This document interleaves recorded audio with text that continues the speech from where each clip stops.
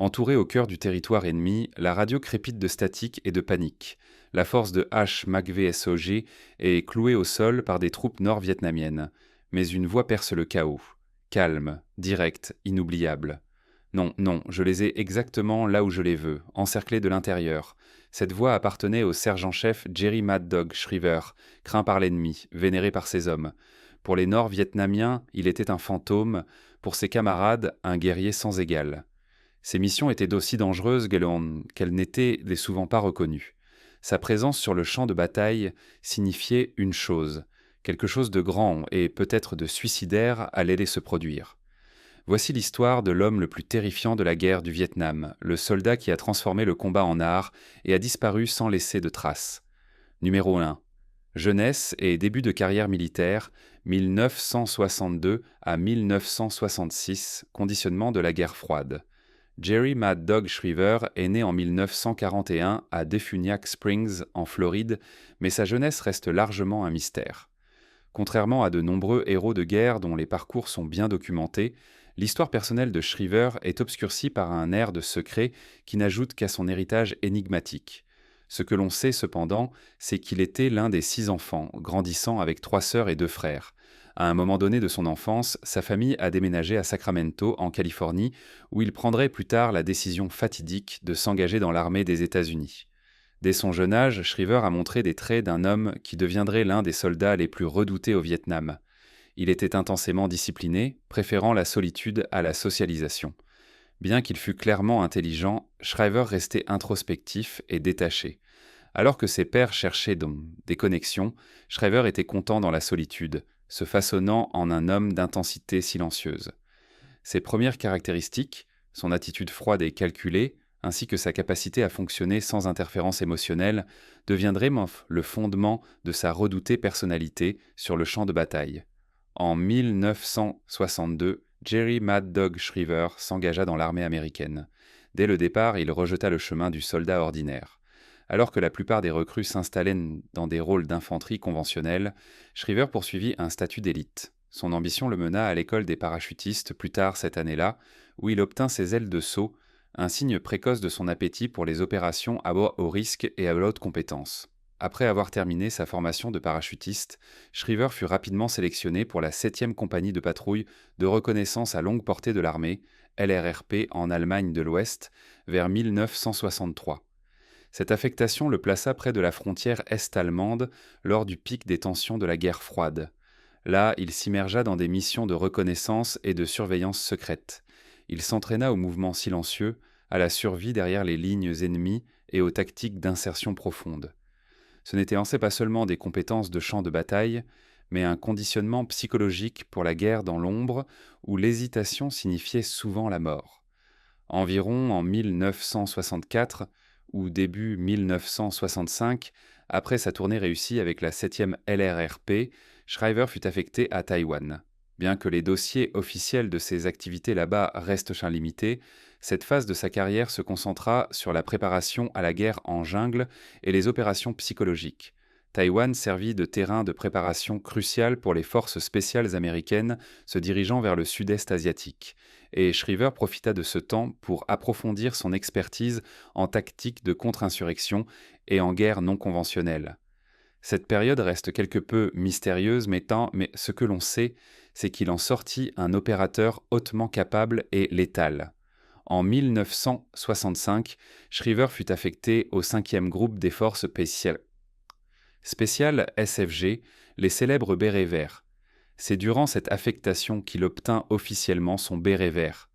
Sa formation exacte au sein du 5e SFG n'est pas entièrement documentée, mais dans le cadre du protocole des forces spéciales, il aurait suivi une instruction intensive en défense interne étrangère, en guerre de guérilla, en démolition et en communication, ainsi que des techniques de guerre psychologique continue.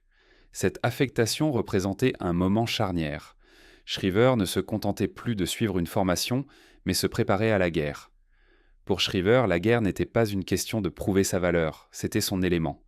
Ses premières années dans l'armée, de la froide tension de l'Europe aux jungles denses de Taïwan, l'avaient préparé à quelque chose que peu pouvaient endurer.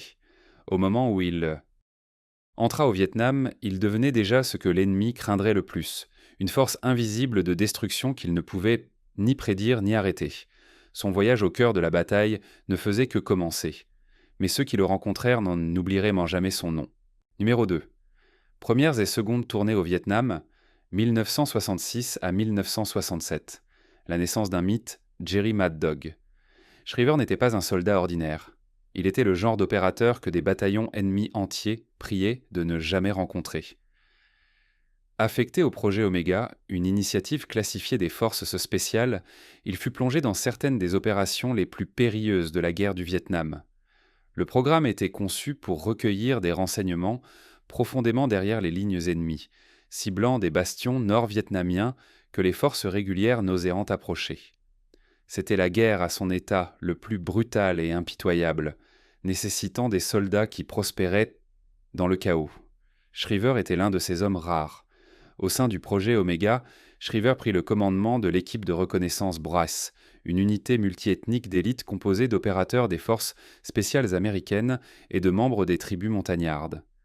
Leurs objectifs étaient parmi les plus dangereux imaginables: reconnaissance profonde, acquisition de cibles, mission de capture de prisonniers et sabotage. Ces tâches exigeaient plus que de l'endurance physique. Elles nécessitaient une précision absolue, des nerfs à toute épreuve et une volonté de se battre lorsque l'évasion était impossible. Shriver n'acceptait pas simplement ces missions, il les recherchait. Et quand d'autres hésitaient, il se précipitait. Sa philosophie du combat était différente de toutes les autres. Alors que la plupart des commandants maintenaient un certain degré de détachement, déléguant les responsabilités les plus dangereuses à des subordonnés, Shriver menait depuis l'avant. Il n'émettait pas d'ordre à distance sécurisée. Il était toujours au cœur du combat. Il refusait les renforts à moins que cela ne soit absolument nécessaire, croyant que la dépendance à des forces extérieures augmentait le risque de compromission de la mission. Sa préférence pour le combat rapproché le distinguait encore davantage. Alors que d'autres portaient bon des fusils d'ordonnance, Shriver préférait des armes dévastatrices à courte portée, comme le fusil à pompe Ithaca modèle 37 et le pistolet mitrailleur suédois K. Ces choix reflétèrent sa préférence pour frapper rapidement et durement. Il voulait être assez proche pour regarder son ennemi dans les yeux. Une mission le définirait à jamais.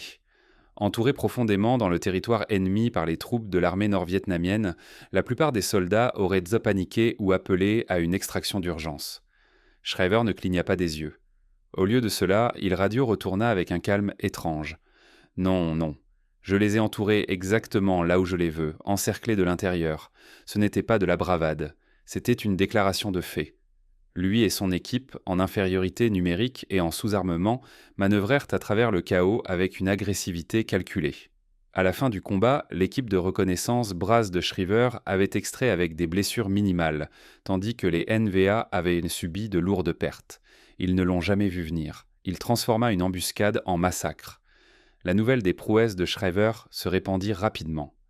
Les commandants nord-vietnamiens donnèrent des ordres permanents à leurs troupes d'éviter tout engagement direct à tout prix. Les patrouilles ennemies furent averties que, si elles rencontraient Mad Dog, la survie était peu probable.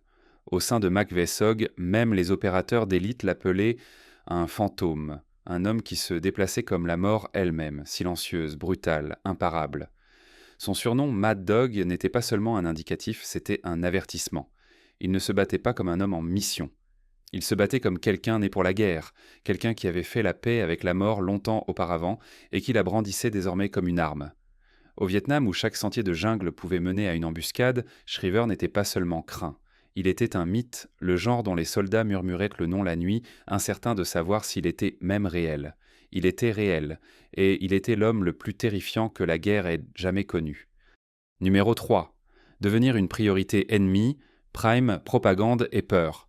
À la fin de 1967, Jerry Mad Dog Shriver n'était pas seulement une menace, il était l'homme le plus craint de la guerre du Vietnam. Pour l'armée nord-vietnamienne, il était devenu quelque chose de plus qu'un soldat. Il était un fantôme dans la jungle, un chasseur qui ne se contentait pas de mener des batailles, il les transformait en guerre psychologique. Et la peur qu'il inspirait était si puissante qu'elle passait de la réalité au mythe. Les NVA prirent à la mesure sans précédent de mettre une prime sur sa tête. Plus de 10 000 pièces, une petite fortune à l'époque, furent offertes à quiconque pouvait fournir des informations menant à sa capture ou à sa mort. Les prisonniers de guerre, lors des interrogatoires, parlaient d'avertissements chuchotés parmi les rangs des NVA, conseillant aux soldats d'éviter les engagements si Shriver était soupçonné d'être dans les parages. Sa présence perturbait les mouvements ennemis, car les patrouilles hésitaient à avancer lorsqu'elles croyaient que Mad Dog se cachait à proximité. Sa réputation s'est transformée en mythe. Certains prétendaient qu'il buvait le sang de ses ennemis, une grotesque exagération née de son efficacité implacable. D'autres murmuraient qu'il n'avait jamais été blessé, ce qui était, pour la plupart, vrai. Alors que d'innombrables camarades tombèrent autour de lui, Shriver semblait presque intouchable. Malgré le danger croissant, il restait imperturbable. L'armée américaine reconnaissait le risque croissant pour sa vie et lui offrait des affectations plus sûres, un travail de bureau, un repos et une récupération, RR aux États-Unis, ou même des rôles de conseiller. Tout autre soldat avec son dossier de service aurait pu accepter. Mais pour Shriver, la guerre n'était pas une obligation, c'était une identité. Il refusa toutes les offres, réticent à s'éloigner du champ de bataille. Au lieu de ralentir, il intensifia ses opérations. Il se porte volontaire pour les missions les plus à haut risque, presque suicidaires, menant des patrouilles plus profondément dans le territoire hostile que jamais auparavant. Ses choix n'étaient pas imprudents, ils étaient délibérés. Il n'était pas poussé par l'adrénaline ou une agressivité aveugle, mais par quelque chose de plus froid et de plus calculé. Sa guerre n'était pas une question de survie, c'était une question de destruction. Il déclara un jour avec une clarté glaçante « Je ne suis pas ici pour survivre, je suis ici pour me battre ». Ce genre d'état d'esprit le rendait terrifiant, non seulement pour les NVA, mais aussi pour son propre commandement. Là où d'autres se battaient pour rentrer chez eux, Shriver se battait sans intention de s'arrêter.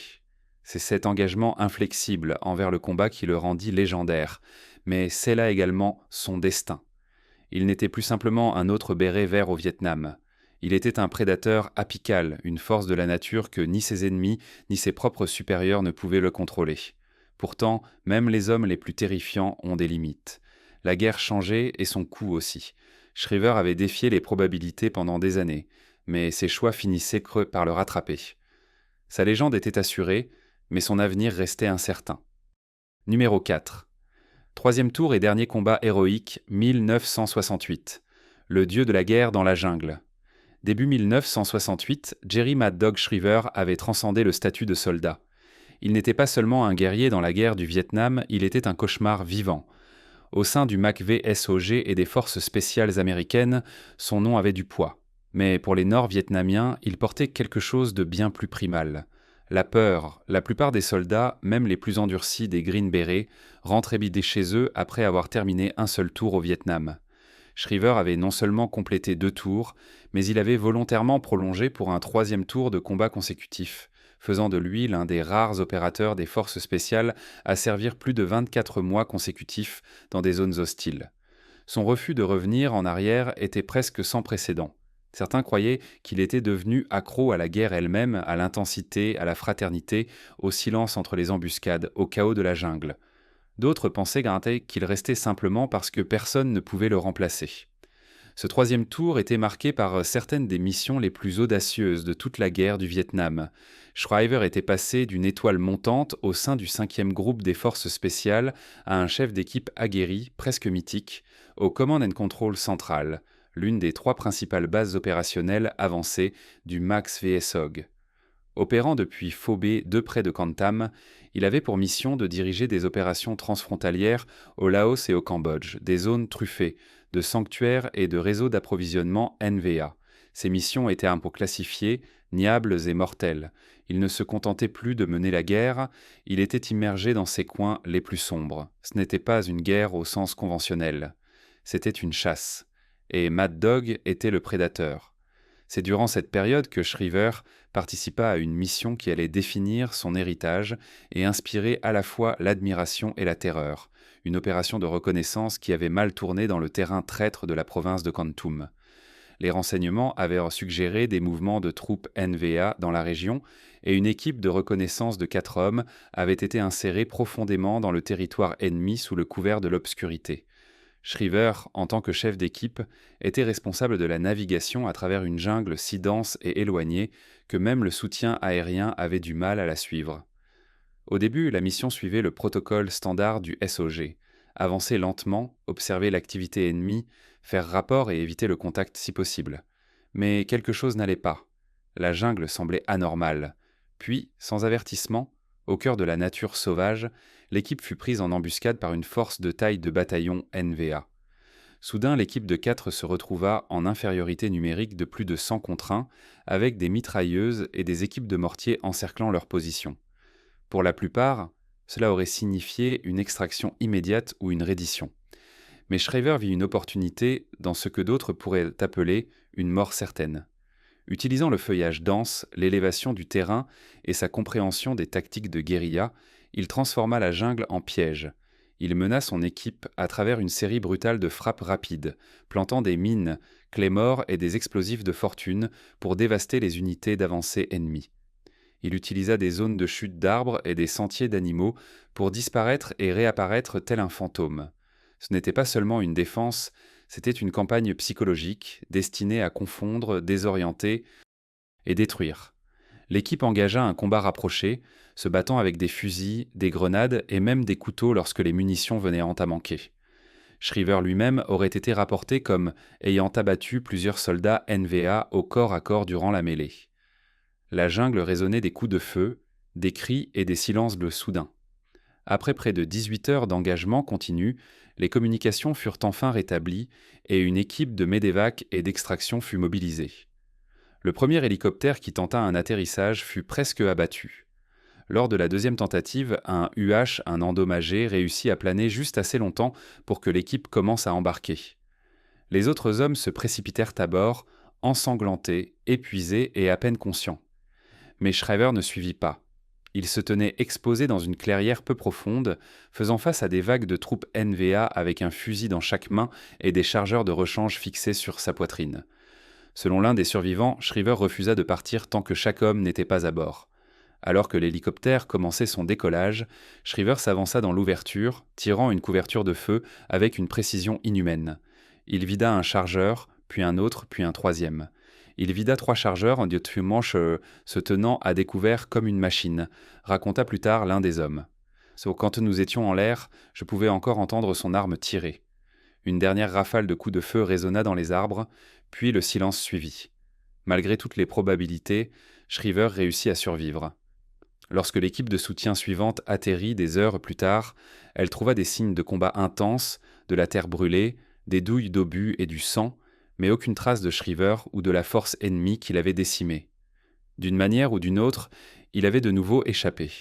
Il retourna à la base le lendemain, portant toujours les mêmes armes qu'il avait utilisées pour couvrir l'extraction, son visage noirci par la fumée et la terre. Cette mission lui valut une nouvelle étoile d'argent, ainsi qu'une autre distinction pour bravoure. Mais fidèle à sa nature, Shriver refusa d'assister à la cérémonie de remise des prix, déclarant à un supérieur « Je ne l'ai pas fait pour les médailles, je l'ai fait parce qu'il devait en sortir ». Alors que les récits de ce jour se répandaient dans les rangs, le statut de Shriver évolua d'élite soldat à force surnaturelle. Les tribus montagnards commencèrent à le désigner par des termes généralement réservés aux esprits de la jungle. Ses camarades opérateurs l'appelaient le dieu de la guerre, un homme apparemment immunisé contre la mort qui se déplaçait à travers les combats avec un calme inébranlable et une agressivité implacable. Des déserteurs ennemis diraient plus tard aux interrogateurs américains que les troupes NVA avaient reçu l'ordre d'éviter d'engager Mad Dog Shriver s'il était identifié et que certaines unités brisaient dans les rangs et fuyaient en réalisant qu'il était dans la zone d'opération. Que cela soit un fait ou un folklore exagéré importait peu. L'homme était devenu un archétype mythique de la guerre, non seulement par ses actions, mais aussi par l'effet qu'il avait sur amis et ennemis. Pourtant, sous la légende se cachait un homme portant 2 années de guerre incessante, de violence infinie et de pertes innombrables. Il avait vu trop d'amis tués. Il avait passé trop de nuits seul derrière les lignes ennemies. Et bien qu'il ne l'ait jamais admis, certains croyaient que la guerre commençait à peser sur lui aussi. Au fur et à mesure que les mois s'écoulaient, les expériences de Shriver commençaient à avoir un impact.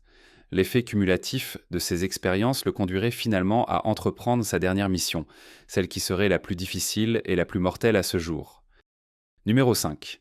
La dernière mission de Mad Dog, Le matin du 24 avril 1969, Jerry Mad Dog Shriver monta à bord d'un hélicoptère UH-1 Huey pour ce qui serait sa dernière opération, l'opération Left Seat. La mission était une entreprise top secrète conjointe de la CIA et du Massey Viesog, visant à extraire ou à soutenir des actifs de renseignement profondément dans la province de Kampong Cham, au Cambodge, une région grouillant de forces hostiles de l'armée nord-vietnamienne NVA et des Khmers rouges.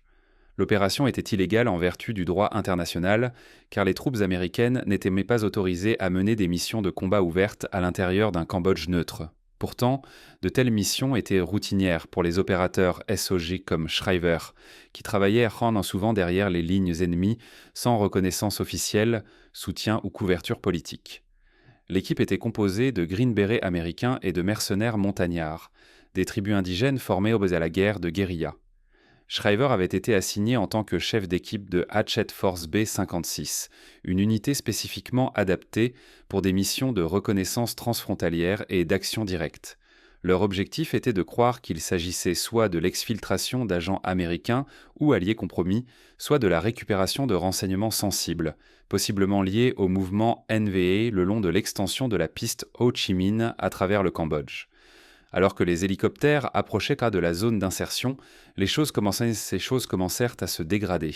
Les renseignements avaient soit été erronés, soit divulgués. Presque immédiatement après l'atterrissage, l'équipe fut prise en embuscade par un régiment NVA lourdement armé. Des obus de mortier et des tirs automatiques déchirèrent la clairière avant que les hommes ne puissent complètement débarquer. Plusieurs furent touchés avant même d'atteindre un abri. L'insertion soigneusement chronométrée se transforma en chaos en quelques secondes. Les transmissions radio crépitaient d'appels urgents à l'aide. La voix calme de Shriver se distinguait parmi la panique, concentrée, imperturbable, donnant des ordres sous le feu. Il réalisa rapidement que l'équipe était entourée et qu'un retrait organisé serait impossible sans une diversion. Selon des membres survivants de l'équipe, Shriver se porta volontaire pour se séparer seul et engager l'ennemi de front, espérant détourner le feu du groupe principal afin qu'il puisse se repositionner et éventuellement être extrait. Avec son arme levée et son équipement le pesant, Shriver se précipita dans la lisière des arbres, tirant en courant. Il avançait comme un homme sans peur, abattant des positions ennemies, créant juste assez de confusion pour permettre à une partie de l'équipe de se replier vers la zone d'atterrissage. Sa voix fut entendue pour la dernière fois sur la radio. « Je vais y aller ». Quelques instants plus tard, le contact fut perdu. Un soutien aérien fut demandé et des renforts des FOB, bases opérationnelles avancées, tentèrent d'atteindre le champ de bataille. Mais la résistance ennemie était écrasante. Les hélicoptères ne pouvaient pas atterrir sans être criblés de balles. Chaque tentative d'atteindre la dernière position connue de Shriver fut accueillie par des tirs ennemis intenses et des bombardements de mortiers. Pendant des jours, des efforts de récupération furent menés, mais aucun corps, aucun équipement, aucune plaque d'identité et aucune trace de Jerry Shriver ne fut jamais retrouvée. La spéculation explosa presque instantanément. Avait-il été tué dans le combat et enterré dans une position ennemie effondrée ? Avait-il été capturé et emmené dans l'un des camps de prisonniers secrets NVA au Cambodge ou au Laos ? Des sources de renseignement à l'époque affirmèrent avoir intercepté des communications radio NVA, indiquant qu'un Américain avait été fait prisonnier dans la région ce jour-là, mais l'information était vague et non confirmée. Shriver avait un jour plaisanté avec ses camarades Green Beret sur la possibilité d'être capturé. « Si je suis jamais pris, je ne tiendrai pas longtemps. Je mourrai avant qu'il ne me fasse parler. » Beaucoup croient qu'il a tenu cette promesse. Certaines théories suggèrent de même que Shriver avait survécu et disparu, peut-être pris en charge par une tribu locale ou vivant en exil auto-imposé. Ces versions romancées de son destin n'ont fait qu'ajouter à la mystique, mais pour ses camarades soldats, la réalité était plus crue. Jerry Shriver était entré en enfer de son plein gré et la jungle ne lui a jamais rendu. Numéro 6. Les conséquences, promotion, espoir et mystère. La disparition de Jerry Mad Dog Shriver, le 24 avril 1969, marqua le début de l'une des enquêtes sur les disparus en action, MIA, les plus longues et non résolues de l'histoire des forces spéciales américaines. Malgré plusieurs tentatives de récupération, aucune trace de son corps, de son équipement ou de ses restes ne fut jamais retrouvée. Sans preuve définitive de son sort, l'armée n'eut d'autre choix que de le classer comme MIA. laissant son cas ouvert et ses camarades en quête de réponse. Pendant des années, ceux qui connaissaient Josh River refusèrent de croire qu'il était parti. Amis et camarades soldats s'accrochèrent à la possibilité qu'il avait survécu, soit en évitant la capture, soit en étant détenu comme prisonnier de guerre. Son cas était examiné chaque année, chaque fois suscitant de nouvelles spéculations, mais aucune nouvelle preuve. L'armée américaine continua d'enquêter, espérant soit confirmer sa survie, soit récupérer ses restes. Mais en 1974, après 5 ans d'incertitude, l'armée le reclassifia officiellement comme présumé mort. En reconnaissance de son service, il fut promu à titre posthume au grade de sergent-chef. Malgré cette décision, des rumeurs sur son sort persistèrent bien dans les années 1980 et 90. Certaines sources affirmaient en tout qu'il avait été aperçu dans un camp de prisonniers près de Hanoï, détenu par les Nord-Vietnamiens longtemps après la fin de la guerre. Ces récits, bien que convaincants, n'ont jamais été vérifiés. D'autres croyaient qu'il avait pris un chemin différent, qu'il avait fait défection, rejoint des milices locales ou même vécu ses jours dans les profondeurs de la jungle cambodgienne, loin du monde qu'il avait connu. Une théorie plus sombre suggérait qu'il avait été capturé par les Khmers rouges, qui, reconnaissant sa réputation, l'auraient exécuté sans hésitation. Aucune de ces théories n'a jamais conduit à des preuves concluantes. Avec le temps, la recherche de Shriver s'est estompée, mais sa légende perdura. Son nom reste gravé sur le mur des vétérans du Vietnam à Washington, D.C. Ses camarades Green Berets ne l'ont jamais oublié, et son histoire continue d'inspirer des soldats longtemps après la fin de la guerre. Numéro 7. Héritage et impact durable. L'homme qui est devenu une légende, Jerry Mad Dog. Shriver est plus qu'une simple histoire de guerre. Il est un symbole de l'esprit de combat inflexible, une figure dont la légende a transcendé les frontières de son temps au Vietnam. Son nom continue de résonner au sein des forces spéciales de l'armée américaine, avec ses tactiques encore disséquées dans les manuels d'entraînement et son leadership examiné dans les écoles de guerre dédiées à la guérilla. Au sein des programmes de formation de Delta Force et du SOG, la capacité de Shriver à opérer profondément derrière les lignes ennemies et sa philosophie du combat sont vénérées comme exemplaires. À Fort Bragg, où la prochaine génération de Green Berets est forgée, son nom est prononcé avec une révérence silencieuse, un rappel des qualités qui définissent un soldat d'élite. L'héritage de Shriver n'est pas confiné au passé. Il est tissé dans le tissu même des unités militaires les plus élites d'Amérique.